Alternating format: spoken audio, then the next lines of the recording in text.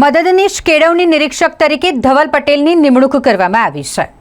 વડોદરા નગર પ્રાથમિક શિક્ષણ સમિતિ ખાતે મદદનીશ કેળવણી નિયામક તરીકે ધવલ પટેલની બઢતી શિક્ષણ વિભાગ ગુજરાત સરકાર દ્વારા કરવામાં આવતા તેમને સન્માનિત કરવામાં આવ્યા। લેટર આપીને સન્માનિત કરાયા। હાલમાં નગર પ્રાથમિક શિક્ષણ સમિતિ વડોદરા ખાતે મુખ્ય સૂચક તરીકેની જવાબદારી સંભાળતા ધવલ પટેલની રાજ્ય સરકાર દ્વારા લેવામાં આવેલ કસોટીમાં 155 ગુણ મેળવી પહેલા ક્રમાંકે ઉત્તીર્ણ થઈ પ્રથમ ક્રમાંક પ્રાપ્ત કર્યો છે। નગર પ્રાથમિક શિક્ષણ સમિતિ વડોદરા ખાતે મદદનીશ કેળવણી નિરીક્ષક તરીકે બઢતી આપવામાં આવી છે, ત્યારે નગર પ્રાથમિક શિક્ષણ સમિતિ વડોદરા ખાતે તેમને સન્માનિત કરવામાં આવ્યા। આ પ્રસંગે નગર પ્રાથમિક શિક્ષણ સમિતિના અધ્યક્ષ નિશિત દેસાઈ, શાસના અધિકારી શ્વેતા પારગી, ઉપાધ્યક્ષ સહિત તમામ સભ્યો હાજર રહ્યા। આ પ્રસંગે ધવલ પટેલની પુષ્પગુચ્છ આપી તેમને સન્માન કરવામાં આવ્યા અને આવનાર દિવસોમાં વધુ સારું કરે તેવો આશાવાદ વ્યક્ત કર્યો। નમસ્તે। આજરોજ નગર પ્રાથમિક શિક્ષણ સમિતિ ખાતે મદદનીશ કેળવણી નિરીક્ષક તરીકે માનનીય ધવલભાઈ પટેલ, જેઓ મા ભારતી શાળાની અંદર મુખ્ય શિક્ષક તરીકેની જવાબદારી નિભાવતા હતા, હવે એમની બઢતી થઈ છે।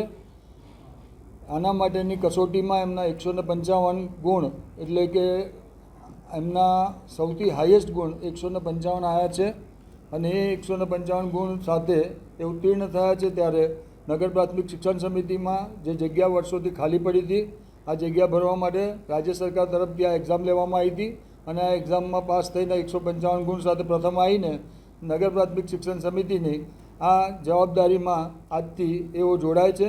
નગર પ્રાથમિક શિક્ષણ સમિતિનો પરિવાર માન્ય ધવલભાઈનું આ તબક્કે હાર્દિક સ્વાગત કરે છે અને નગર પ્રાથમિક શિક્ષણ સમિતિમાં વર્ષોથી નિરીક્ષક તરીકેની સેવામાં એમણે કામગીરી કરેલી જ છે, એટલે એમના માટે આ ફિલ્ડ નવું નથી, પણ વહીવટી કામકાજોની સરળતા રહે એના માટે આ જગ્યાની ભરવી જરૂરી હતી અને આ જગ્યા ભરાયા પછી ધવલભાઈ આ જગ્યા પર ખૂબ સારી રીતે આગળ કામ કરશે।